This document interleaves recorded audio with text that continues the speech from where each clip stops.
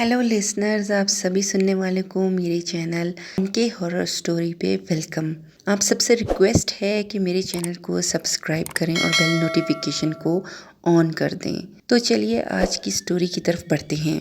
फिर से हाजिर हूँ एक नई और एक दिलचस्प स्टोरी के साथ। यकीन है आप सबको पसंद ज़रूर आएगी। तो आइए स्टार्ट करते हैं। मैं आपके साथ जो सच्ची कहानी शेयर करने जा रही हूँ यहीं के एक शहर की है। मैं और मेरे दोस्त हम सब खतरों के खिलाड़ी थे। इन अनदेखी दुनिया की खोज का शौक हमें आए दिन नित नए कारनामों में उकसाता रहता और ये सिलसिला बस दस्तूर जारी रहता। इसी सिलसिले में एक दिन हम तीनों किला शेखुपुरा जा पहुंचे। मकामी लोग अच्छी तरह जानते हैं कि वो किला हॉन्टेड है। वाकया कुछ यूं है कि मेरे दोस्त के मामू का घर किला से करीब ही था। वहां पर मौजूद कुछ गैर दरियाफ्तशुदा नवादात भी मिलते हैं।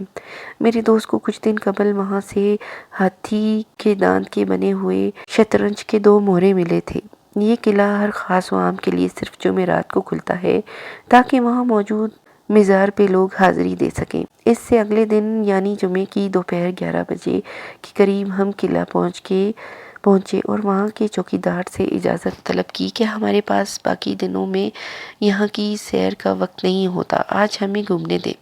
वो हमें जानता था। इसने कहा कि मैं जुमे की नमाज के लिए जा रहा हूँ तो शाम को 4 बजे वापसी होगी, लिहाजा आप लोग जुमे की वक्त से कबल ही अपनी सैर ख़त्म कर लें तो बहुत है बेहतर है, वरना मुझे बाहर से लॉक करके जाना पड़ेगा और आप शाम तक अंदर कैद रहेंगे। अंधा क्या चाहे 2 आंखें।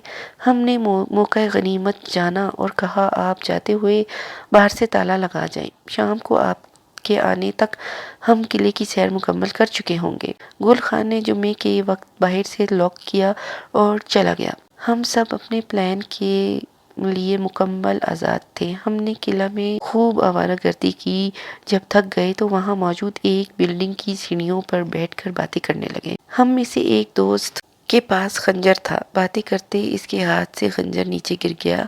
वो उठाने के लिए झुका तो इसने कहा नीचे आओ, हमारे पास 2 पिस्तौल और एक खंजर है और एक बड़ी टॉर्च थी। हम लोग नीचे उतरे तो सीढ़ियों के साथ पत्थर की जाली लगी थी। जब इसमें से झांककर देखा तो वो खाली एक नीचे उतरती हुई सीढ़ियों पर बनाई गई थी। मुकम्मल तसल्ली के बाद हमने इस जाली को तोड़ दिया और सीढ़ियों से नीचे उतरने लगे। जब नीचे उतरे तो वहाँ एक अलग ही दुनिया मौजूद थी। सीढ़ियों के दोनों अतराफ 2 रोएं थीं जिन पर कमरे ही कमरे थे। रोशनी भी आ रही थी मगर कहाँ से ये नहीं पता और ना ही हमें रोशनी से गर्ज थी। चमगादड़ों की बीट बहुत ज़्यादा थी, बदबू भी।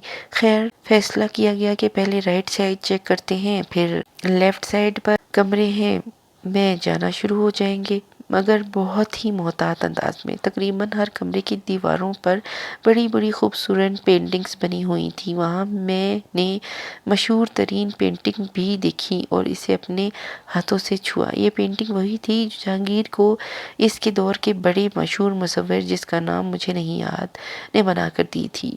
शहजादी घास पर बैठी है और हिरन इसके पाँव चाट रहा है और इसकी जुबान से होने वाली गुदगुदी की मुस्कुराहट इस शहजादी के चेहरे पर आया। ये बड़ी ही शहरा आफाक पेंटिंग थी और इस चमड़े पर बनी कॉपी इस वक्त भी म्यूजियम में रखी हुई है। वहाँ एक कमरे में एक छोटा सा 4-5 इंच का फूल जो कि सिल्वर कलर का बना हुआ था वो बहुत ज़्यादा चमक रहा था। पहले तो यही लगा कि शायद जवाहरात का चूरा है, मगर नहीं, वो भी पेंट ही था। मगर कमाल था। खैर राइट साइड के सारे कमरे बारी बारी देखे। अब आखिरी कमरा रह गया।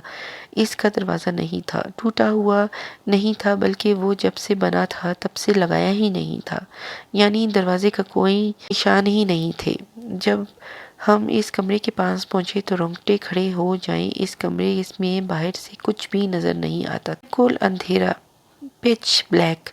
अब जो हमारे साथ तमाशा लगा वो दिलचस्पी का हामिल है। हमने टॉर्च की रोशनी इस कमरे में फेंकी मगर फिर भी कुछ रोशन ना हुआ। दीवारों पर भी रोशनी नहीं हो रही थी, फर्श पर भी नहीं। सच पूछो तो हमारे हवास जवाब दे गए। हौसला किसी का भी ना पड़े कि आगे बढ़े, मगर पीछे हटना भी गवारा ना था। خیر ہم ایک دوسرے کو گالیاں شالیاں دے کر ہمت دلائی اور فیصلہ یہ ہوا کہ اکٹھے ہی اس کمرے میں داخل ہوں گے۔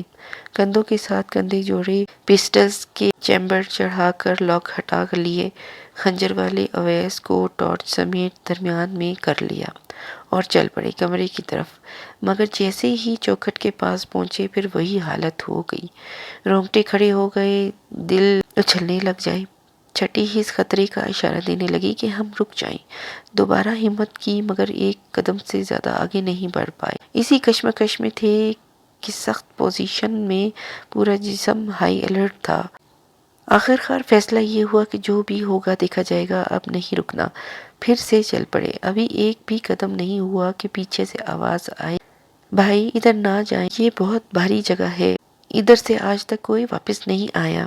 ہم سونگ کی سپیڈ میں اس طرف گھومے جہاں سے آواز آئی اور شکر ہے کہ فائر نہیں چلایا۔ ہمارے پیچھے ایک 10-11 سال کا بچہ کھڑا تھا، اسکائی بلو کلر کا واش اینڈ ویئر کا سوٹ پہنے، پاؤں سے ننگا، بال بکھرے ہوئے تھے۔ بچے کو دیکھ کر ہماری جان میں جان آئی۔ ہم نے اس بچے سے پوچھا کہ یہاں کیا ہے؟ کہنے لگا یہاں بڑا ہیوی سایہ ہے، آپ لوگ واپس آ جاؤ۔ ہم اس سے شغل کرنے لگ گئے، اسے کہا کہ تم جاؤ، ہم نے اسی کمرے میں جانا ہے۔ بہت حد تک نارمل ہو چکے تھے، کمرے کی طرف مڑے اور جیسے ہی بڑھنے لگے بچہ ہمارے آگے آ گیا، کہنے لگا میں آپ لوگوں کو اس کمرے میں جانے نہیں دینا، بہت زیادہ بھاری سایہ ہے، آپ لوگوں کو کبھی نہیں آنے دے گا۔ ہم نے ایسے ہی ڈانٹا، سائڈ پر کرنے کی کوشش کی تو وہ رونے لگ گیا، اور وہ بھی اس قدر اونچا کہ ہمیں فکر پڑ گئی کہ ہم تینوں جوان لڑکے ہیں اور یہ بچہ ہے اور رو بھی رہا ہے، کسی نے دیکھ لیا تو ہمارے بارے میں انتہائی غلط سوچے گا۔ ہم نے سوچا کہ پہلے اسے باہر چھوڑ آتے ہیں پھر واپس آتے ہیں۔ ہم اسے لے کر چل پڑے کہ ٹھیک ہے مت رو، ہم نہیں جاتے، آؤ واپس چلتے ہیں۔ وہ ہمارے ساتھ ساتھ چلنے لگ گیا اور ہم اس سے باتیں کرنے لگے۔ اس نے اپنا نام عثمان بتایا اور رہائش قلعہ کے نزدیک کی آبادی بتائی۔ خیر جب ہم سیڑھیوں کے پاس پہنچے تو اسے کہا کہ تم جاؤ، ہم آتے ہیں، اور ہم لیفٹ سائڈ کی طرف بڑھ گئے۔ وہ پھر سامنے آ گیا کہ ادھر بھی نہیں جانا، یہاں بھی سایہ ہے۔ ہمیں اس سے کوفت ہونے لگی، سوچا پہلے اسے تو چھوڑ کر آئیں کہ یہ کیا تماشا بنا رہا ہے۔ اسے لے کر سیڑھیوں پر چڑھنے لگ گئے۔ وہ سب سے آگے تھا، پتہ نہیں وہ کب ہمارے پیچھے ہو گئے۔ جب ہم باہر نکلے تو بچہ ہمارے ساتھ نہیں تھا۔ ہم بڑے پریشان ہوئے کہ بچہ کدھر گیا، ایک دوسرے کو ڈانٹنے لگے، بچے کو نیچے ہی چھوڑ آئے ہیں، چلو اسے لے کر آتے ہیں۔ نیچے اترنے لگے تو اویس لرزتی ہوئی آواز میں کہنے لگا، یار وقاص، یہ جالی تو ہم نے خود توڑی تھی، ساتھ میں قلعے کو تالا لگوایا تھا، تو وہ بچہ اندر آیا کہاں سے؟ یہ بات سننا تھی کہ ہمارے چہروں کے رنگ اور ہاتھوں کے طوطے اڑ گئے۔ ہمیں سمجھ نہیں آیا کہ اس قلعے سے کیسے بھاگیں۔ قلعے کی دیواریں اتنی اونچی تھیں کہ انہیں پھلانگنا ناممکن ہے۔ جتنی دیر میں چوکیدار کی مین گیٹ کھلا تو اللہ کا شکر ادا کیا کہ ہماری زندگی ابھی باقی ہے، اس کے بعد ہم نے کبھی وہاں کا رخ نہیں۔ اب آپ لوگ بتائیں کہ آپ کو عثمان کا وجود کیا محسوس ہوا؟ کیا وہ مسلمان سچ میں انہیں بچانے کے لیے کہیں سے غیبی مدد کے طور پر موجود ہوا تھا، یا پھر وہ بھی وہیں کا ہی مکین تھا اور انسانوں کی مداخلت پر انہیں اپنے علاقے سے دور رکھنے کی کوشش میں تھا؟